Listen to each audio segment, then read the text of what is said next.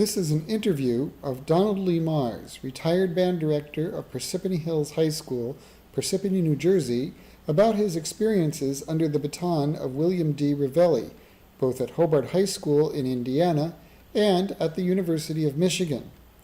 The interviewer is his son, Dr. Stuart Marrs, chair of the music division at the University of Maine. The interview was conducted on May 15th, 2007. What is your first recollection, your first memory of William D. Revelli? Well, it would be the first time when I was fishing, and my buddy said, "Let's go to band rehearsal." And I said I had a cornet, but I hadn't played in a few years. He said, "Oh, come on." He was very enthusiastic about it. So this was in the summer of 31. And so I went to band rehearsal, and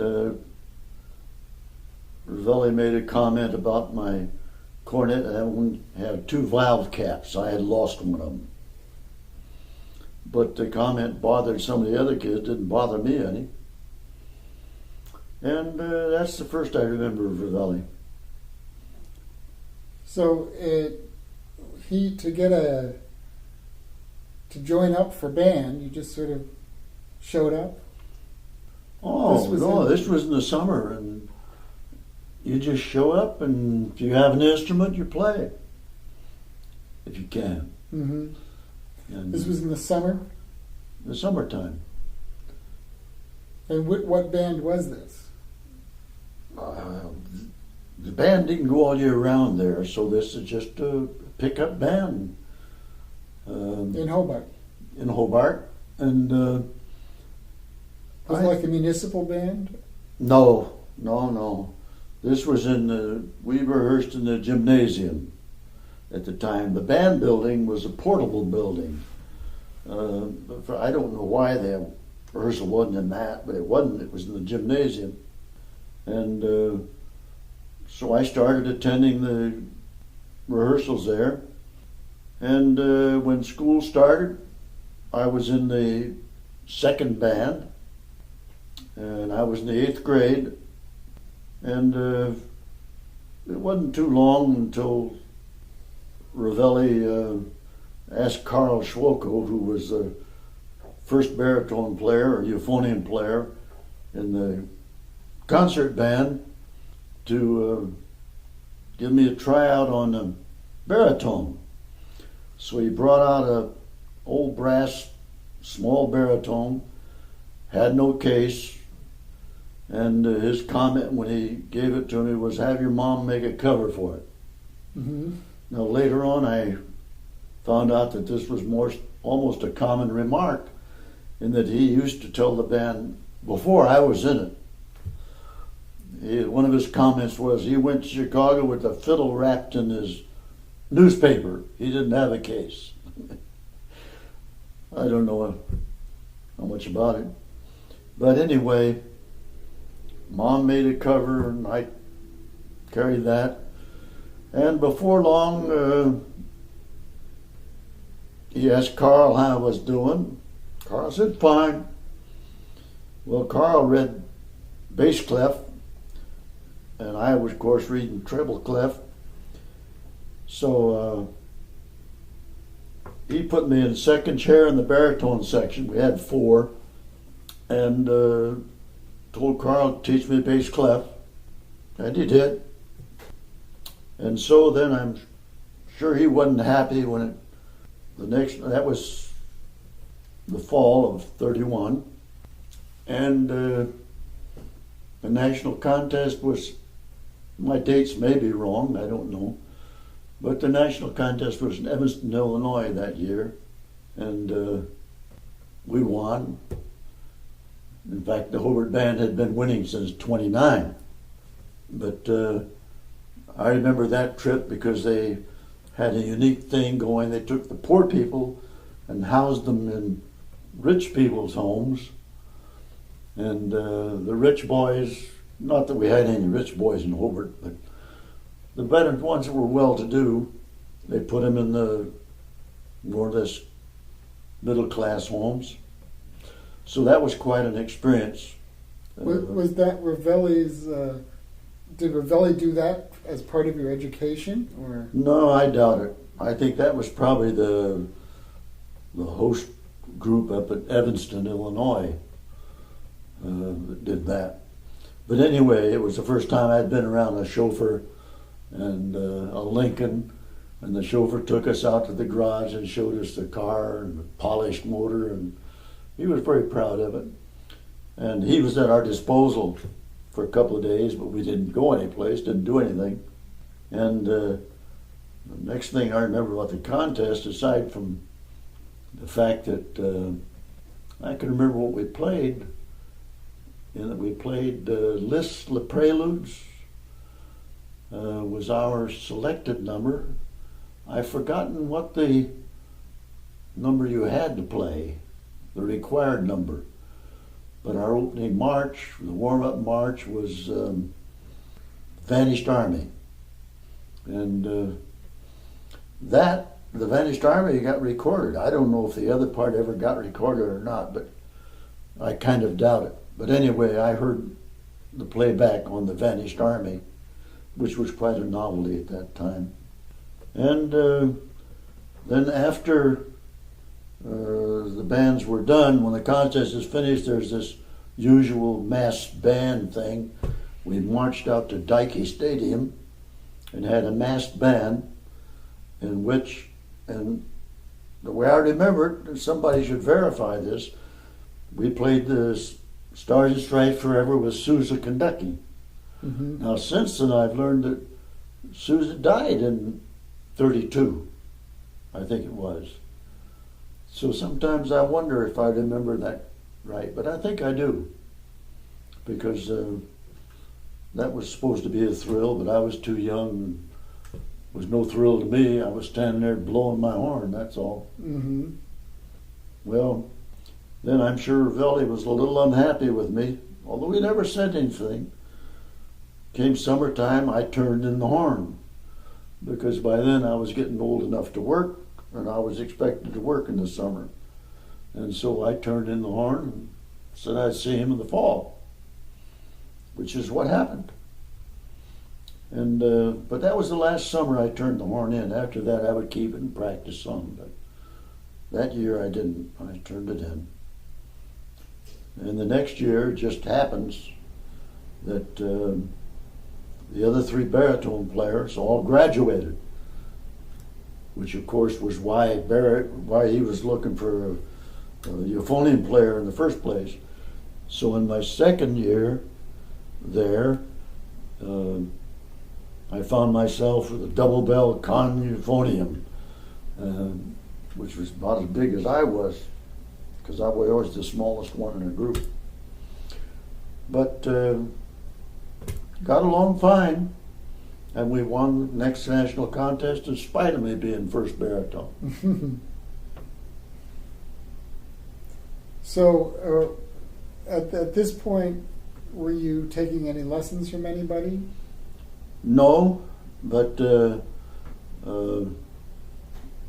I think it was the following year that Revelli had Clifford Llewellyn come down from Chicago, from the Vandercook School of Music, and give lessons for a day. In other words, he probably gave 8 or 10, probably only cornet and baritone. I doubt that he taught French horn or trombone or anything like that. But anyway, I took lessons from him, and he was a very good teacher. I know now, of course, that later on he became an instructor at the University of Michigan. But I was long since gone from the University of Michigan by then. But he was a good teacher. And I made a few trips after he wasn't teaching in Hobart anymore.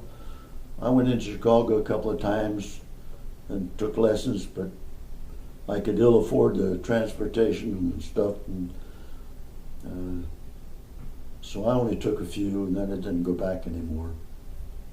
So basically, my instructions is what Revelli talked to the general band about.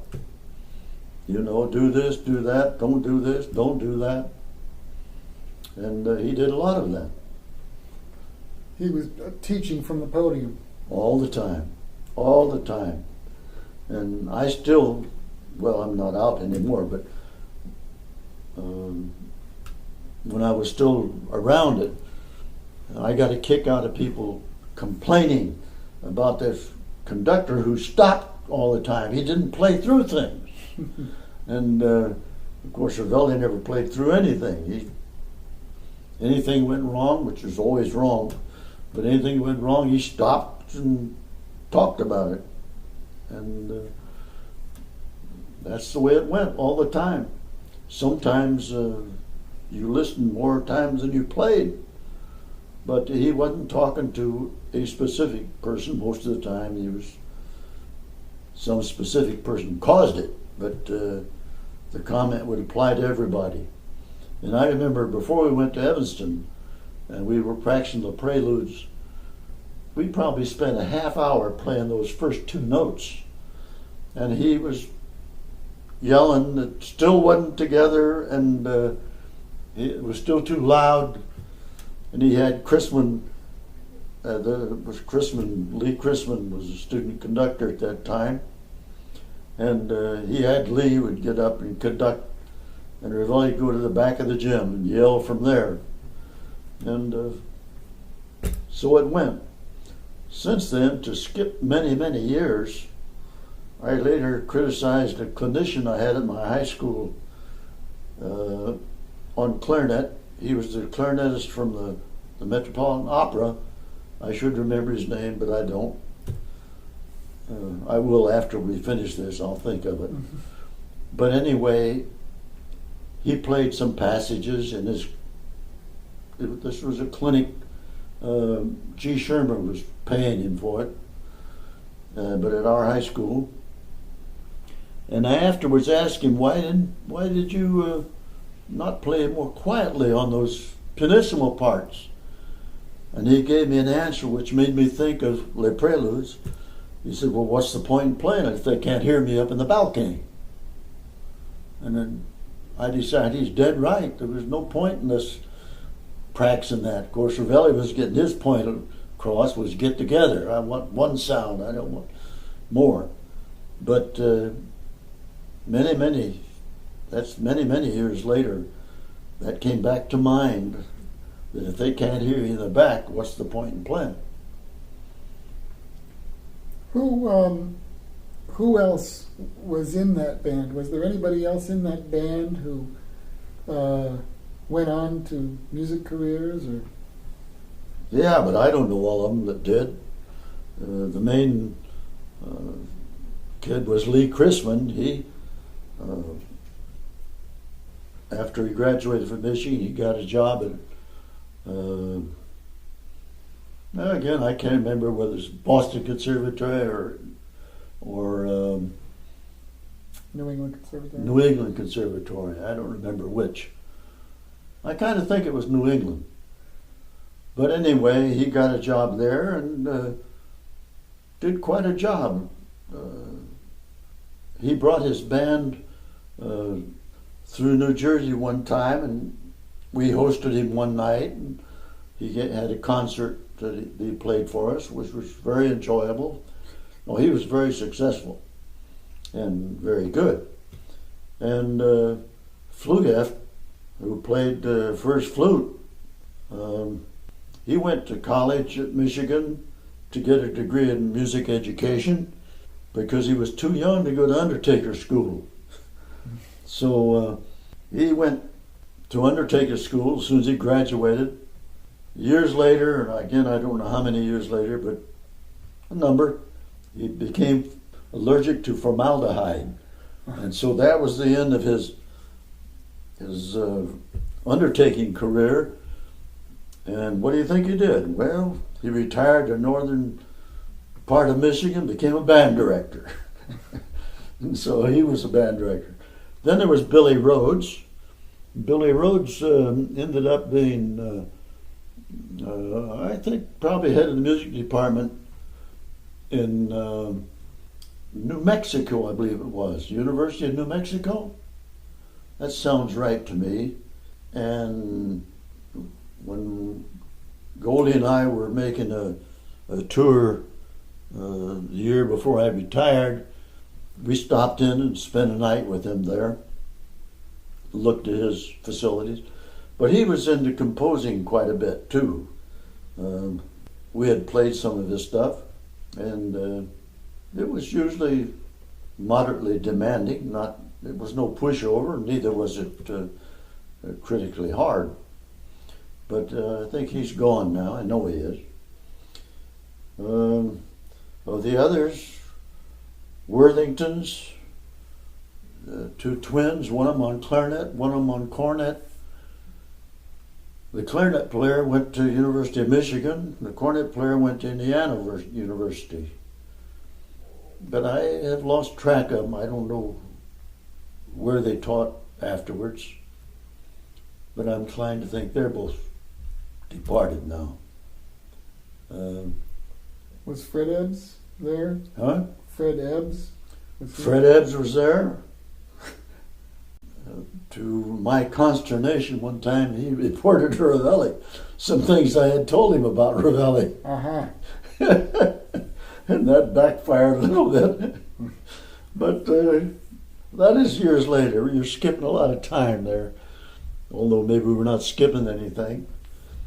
When I was a senior, Revelli took the job, senior in high school, Revelli took the job at Michigan. So we had a young one by the name of Bertram Francis take over, and we still won. But one interesting note there is that as the national contest was approaching, we didn't think we were prepared. So Bertram Francis took a weekend off to go someplace legitimately, and we called a band rehearsal. So we called a band rehearsal, and everybody showed up. If they didn't have transportation, we went out and brought them in, had 100% attendance, and we had a successful band rehearsal. Chrisman was doing the conducting, and then, of course, when Mr. Francis got back, we had to answer a lot of questions, how this came about. But it worked out. How did it come about that you went to University of Michigan, and the others? Were you recruited by Revelli? Yeah, Revelli came back. Again, my memory is no good on this. I may be partially wrong, but he came back. I know I was the soloist on the last concert when I was a senior in high school, and Revelli came down and listened to the concert, and he was recruiting. Of course, he already knew of all of us that were seniors from having had us all that time. So he recruited Chrisman and Flugeft and myself, and Billy Rhodes, I think, was in that first group too, although I can't be positive he was in the same grade I was in. But anyway, the three of us went up to Michigan and roomed together the first year, and it was quite an experience for us. And again, you probably will cut this part out, but the truth is, he called us up there to a concert of the Michigan band when we were still seniors, and probably Flugef drove. I don't know who drove. But anyway, we went up, and it's the only time I ever heard Revelli apologize for something he was doing, because the Michigan band at that point wasn't too brilliant. And he said, well, I'm sorry. He says, we'll get it to go better. And it was the only time I ever heard him make such a comment. So now we're at Michigan. Yeah. And you were part of your scholarship. Yeah. Yeah, I don't know. I was a naive boy. I didn't know a lot of things that went on. Maybe other people did. I don't know how many of them had scholarships. I didn't even know Flugift had one until probably 50 years later. Something came up in a letter from his wife about Flugift had a scholarship. And I'm confident Chrisman had one, although we never mentioned it. Although we roomed together for 3 years. We roomed together. But we just never talked about such stuff. But I don't know how to put it. We were used as guinea pigs, demonstrators, whatever you want to call it. But he'd always yell, Flugift, play that, and or Marrs, play this. Oh, I left out something back in the high school thing. Okay. Yeah. When he was a guest conductor in other states, he used to take us along as ringers. So Chrisman and Flugift and I, and there were others involved. I remember a bass clarinet player. I don't know how he had to go along. But anyway, I was first baritone in the Wisconsin All-State Band one year. I was first baritone in the Illinois All-State Band one year. And I don't know how he got away with that, but I'm sure he didn't make any bones about it. He did it. But that happened when I was still in high school. So up at Michigan, he was still doing it to a degree. So and part of your duties were to be in band, obviously. Was your scholarship, was that a stipulation? Oh, yeah. Well, we were in music education, and oh, yes. As a matter of fact, Flugift was told one time to get off the baseball team because he had to play flute. And Flugift was a pretty good athlete. And, Relli figured sooner or later he's going to get a finger jammed out there or something. Anyway, Flugift had to quit the baseball. And I never got involved in anything like that. Was everybody in the marching band as well as in the concert band, or were they? Well, all men in the marching band at that point, no girls. And yeah, he used, I don't know, I think at that time used about anybody that could play and march, because we marched 128 men, which we thought was enormous, and the concert band only had somewhere between 76 and 80 members. So obviously he brought them in from other schools. I don't know the techniques of that. I do not know if somebody got a scholarship for marching because they needed them. I don't know. So what else would you consider remarkable about the University of Michigan at that time? Besides my running in with Revelli? Well, I think you should just let it all hang out here. No, I wasn't too easy to get along with. Neither was Revelli, from my understanding. So. Huh? Neither was Revelli. No, I guess not. We locked horns, well, it seemed like every year over something. And eventually it would go away. One of the bad ones was when he kicked me out of his clarinet class. This is back when there still wasn't a big school of music there, and Revelli taught clarinet, and I don't know what else. But anyway, he kicked me out of clarinet class. And I couldn't get back in until I had apologized for some comment I made. And I wasn't going to do that. You'll have to cut this out, I know. Okay. So I went to Dr. Sink, who was president of the School of Music, and I told him, I got kicked out and I can't stay here without the scholarship, and I'm not about to apologize for Revelli, or to Revelli. And so the next day I get called into Revelli's office, and he wants to know what's the idea of going over his head. And I said, I didn't see any reason talking to you again, because the next day I had gone back into clarinet class and put my clarinet together, expecting to, the whole thing will blow over. he threw me out again. So that's when I went to President Sink. So this was just before Christmas. And so Revelli says, well, what are you going to do? I said, well, I'm going home for Christmas. Whether I come back or not depends on you. And so, as most of them ended up, he said, okay, let's forget it. And that's the way they always ended up. But I was bad.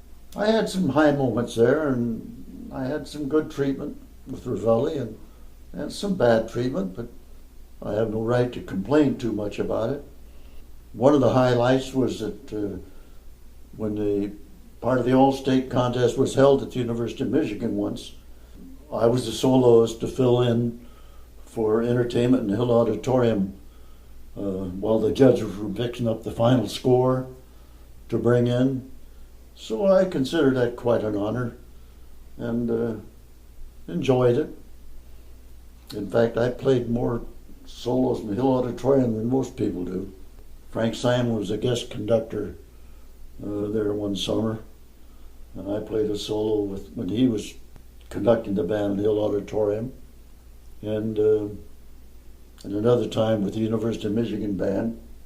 But it was always quite a thrill to play in the Hill Auditorium. It was a big place. Why don't we pick up then with when you left Michigan, and we might as well just continue chronologically, and if you think of some other things, you can just add them at any time. Yeah.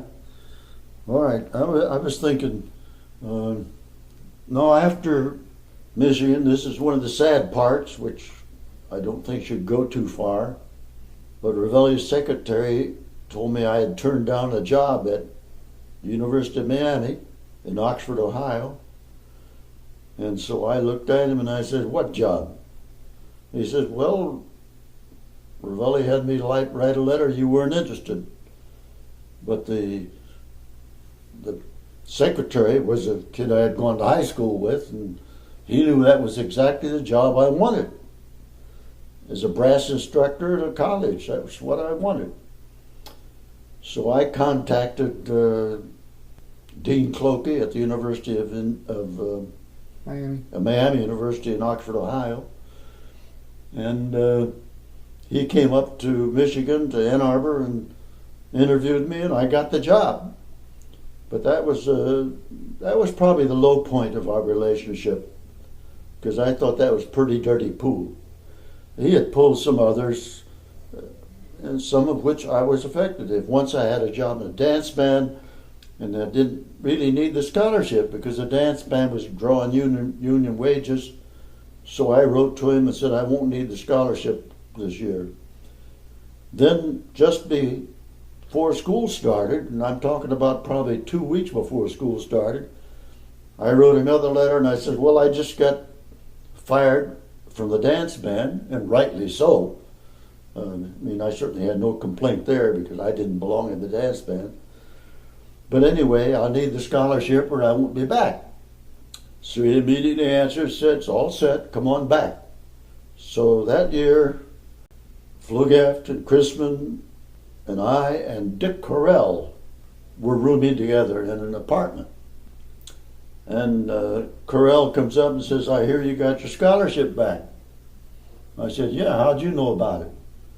He says, because I had it until you wrote back and said you wanted it. And that was another dirty pool. And so Revelli and I didn't get along too smoothly, except that there was nobody I would rather play for at that time than Revelli. I enjoyed it very much. I felt that if you played and pleased him, you were doing a pretty good job. And he wasn't easy to please, but on the other hand, when you did your job right, he'd compliment you on it. One funny incident happened. I was quartermaster for the band as part of the scholarship, and one day I'm practicing, and Revelli says, come on in. He's had an office across the hall. And he says, come on in, bring your horn. So I start out and I meet Revelli, and another band director, I assume a high school band director, in the hallway.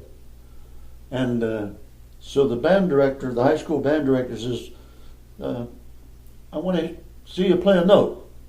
And I, of course, said, well, what note do you want to hear? And he said, oh, any note. So I picked the horn up, got ready to play. He says, well, that's okay. And I look at him funny, what's the matter? He says, I just wanted to see your eyes light up. So obviously, Revelli had told him some comment about how intense I would become when I was really trying to play something, because I thought that was funny. He says, no, you don't have to play. I just wanted to see your eyes light up. To what extent do you attribute your conducting style to emulation of Revelli's conducting style? I don't think I had a style. I don't think so. I just learned to conduct on the job and do what I thought it would take to get the results. I copied him to the extent that, in my own situation, within that, I was a tyrant, in that you could do it my way. If you don't want to do it my way, we can part friends, but you get out, because there's only one way to do this if I'm going to run it. And to that extent, that's Revelli. And to another extent, people who knew Revelli and me, they claimed I copied him more than that, in the comments I would make were Revelli comments. I don't know how much of that is true, but I know one thing for sure. If you've read some of the letters that are on Those websites? computer now, on website, you'll find that there were different shades of enjoying Revelli. Me, I am enjoyed him musically, period. And on the other hand, in my teaching, I can pretty well prove that my students enjoyed me, even though I was a tyrant, and they one time joked about giving me a new bullwhip because I'd worn the old one out. But I don't think any of them left not really enjoying me. We always, at the end of their senior year, we'd have a pool party, and nobody ever failed to show up to that. Yes, one Christmas vacation, I couldn't afford to go home, so I was staying up there.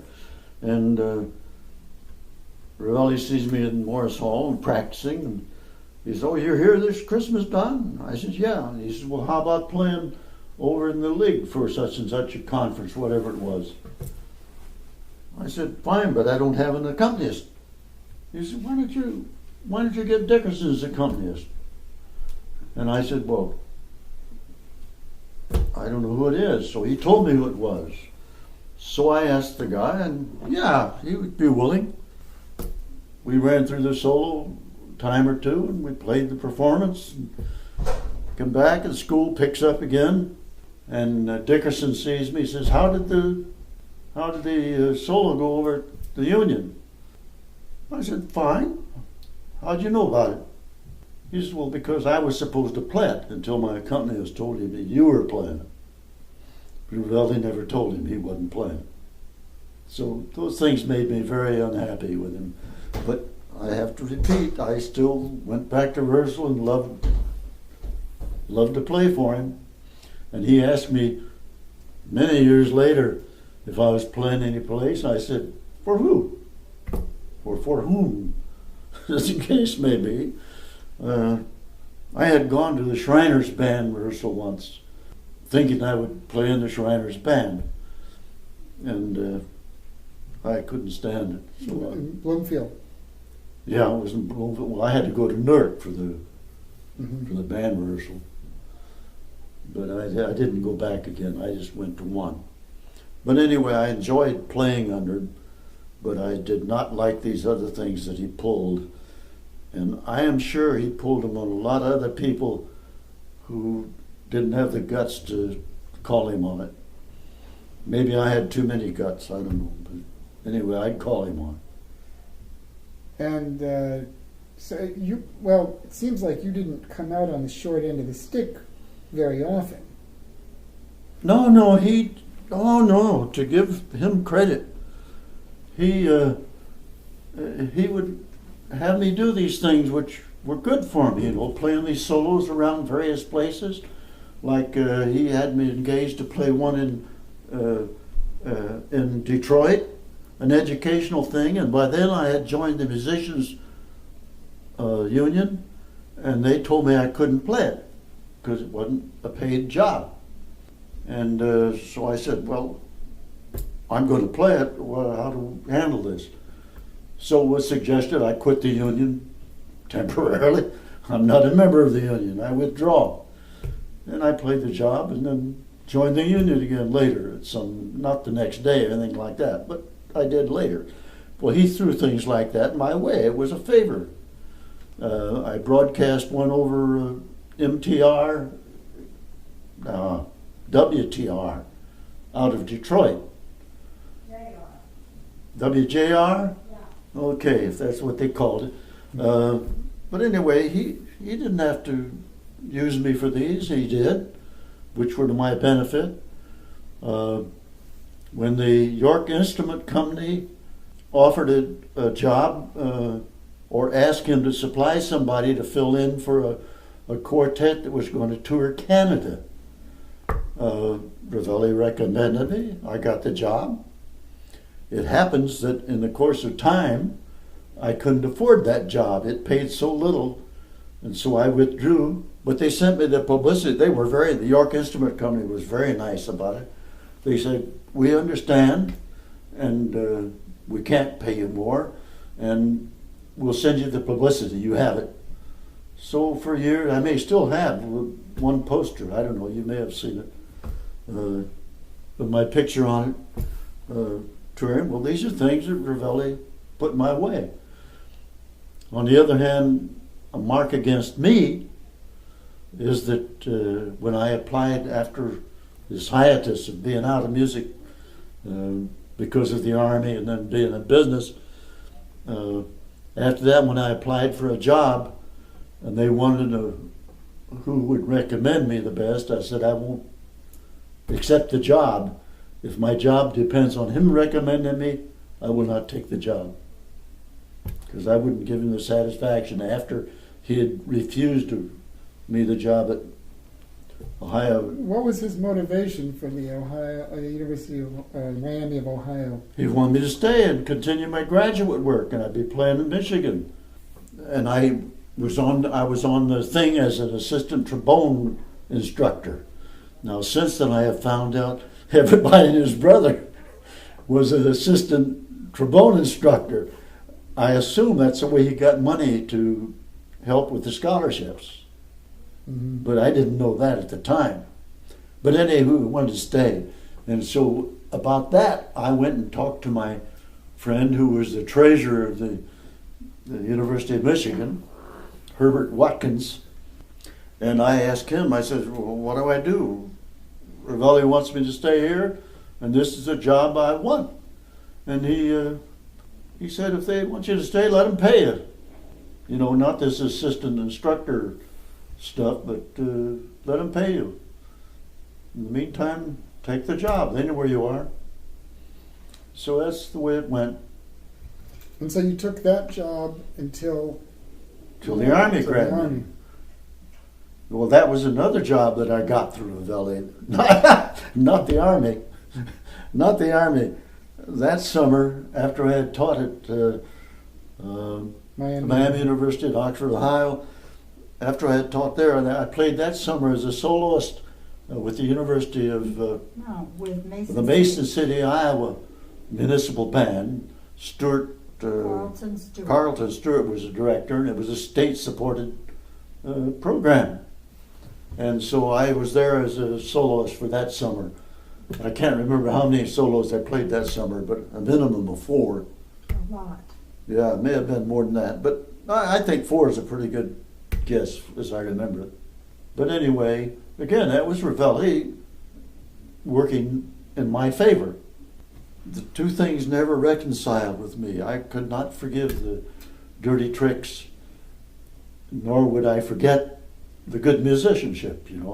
I still would have played for him if I'd had a situation where it worked out. One of the things, this is back in high school now, one of the things Revelli used to do would be the clarinets couldn't cut a passage. The one I remember was the tonguing and phaeton. So Revelli would do what he frequently did. He'd say, "Lee, bring me my violin." And Lee would get up from the flute section and go to Revelli's office and pick up his violin and bring it in. And Revelli would play the passage. And if it didn't quite work out, he'd say, "Well, I have to transpose, while I'm doing this." And then most of us figured that that was a passage that Revelli had practiced the night before because he would go. Which reminds me of another incident. I asked Revelli when I noticed how they only can articulate as fast as they can move the bow. I'm not talking about finger passages. I'm talking about speed of articulating. And I said, "What if it goes faster than that?" He says, "Oh, no, I can go faster." I said, "Well, you can't go as fast as I double tongue." "Oh, yeah." And so we had a contest. We set up the metronome, and Revelli goes as fast as he can, and he couldn't. I could double tongue faster than he could move that bow. But these were fun things that happened. We enjoyed them. But I still think he practiced the night before. Lee, incidentally, was the best rounded musician of all of us in high school there. He had learned violin, obviously from Revelli, and played violin on occasion. And he went to Chicago to study theory. This was probably only in his senior year. That's my guess. I don't know for sure. But he studied theory, so when we went to Michigan, he passed off the theory course. He didn't have to take it. But I never saw him play violin again after high school. How long a trip was it from Hobart to Chicago? To Chicago? 45 minutes to an hour. I think the Lakeshore train would probably get you there, I think, less than 45 minutes. And that's the way I used it when I went up to take a couple lessons there with Lily when he no longer came out to Hobart. Not Lily. I don't know why I said Lily again. It's Llewellyn. Cliff Llewellyn. All right. Now, what about the relationship between the Hobart contingent? Oh, yeah. That's worth mentioning. I think that when we first went to Hobart, that little cadre he took with him from the Hobart High School band. When you first went to the University of Michigan? Yeah, went to Michigan. We were probably as close to Revelli as any student ever got. For instance, he would go swimming with us in the Union, which had a swimming pool, and obviously, and Mary, his wife, cooked a meal for us once. I think it was only one time, but had us down to the house on Granger Street to a meal. It was very good. And Lee became more or less a chauffeur for Mary when Revelli was out of town. And I don't know the exact relationship between between Revelli and the Buick Car Company. Buick Car Company used to sponsor us, the Michigan band, to many things, and would get credit for it. And Revelli drove a Buick. And for all I know, it's on the up and up. Or the Buick didn't cost him much. I don't know which it was. But even in high school, Revelli would take us places. Besides these times when he was a guest conductor at some all-state thing, he took us I wish I could remember where, to see Faust as an opera. It was the first time I'd ever seen an opera. And he also took us to Joliet, who are the big wheels in the Class A band, national band test, because they had a big school. We were in well, I don't know how they rated it, but anyway, we were under 350 enrollment, and that forced us to be in a different category. We couldn't compete directly with Joliet. But Joliet was good, and he took us over there to a concert to sharpen you up, see what your competition is. We, of course, enjoyed it, but he did things like that. Yeah. Oh, I just thought of another one, wondering how much influence Revelli had on me. In Hobart, at one time they were going to fire a superintendent his last name was Dickey, and he was a supporter of the band, and he was also a supporter of the community. I mean, all the students liked him, and he was being fired. So the students went on strike, except when it came band rehearsal time, right after lunch, we had band rehearsal, and everybody was there, except, believe it or not, Flugeft. Flugeft went out on strike. He was the only one. So Flugeft's dad, who was a great promoter for us in the band, he came in and gave us a pep talk because we had come to band rehearsal instead of going on strike. And he said, I don't know where Flugeft is, but he's going to have to answer for this. Well, the reason I mention that is that many, many years later, when I was teaching at Parsippany Hills, the students went on strike for something. I didn't even know there was a strike going on, and we had band rehearsal the first period in the morning. And we had band rehearsal and 100% attendance, and one of the vice principals showed up at the door of the rehearsal room. And I stopped when I came to a place, and I said, can I help you? What would you like? No, nothing. He said, I was just looking at it. And he left. And I found out later that the whole school was outside on strike. But I had perfect attendance. We had a full rehearsal. And after rehearsal, the kids went on strike.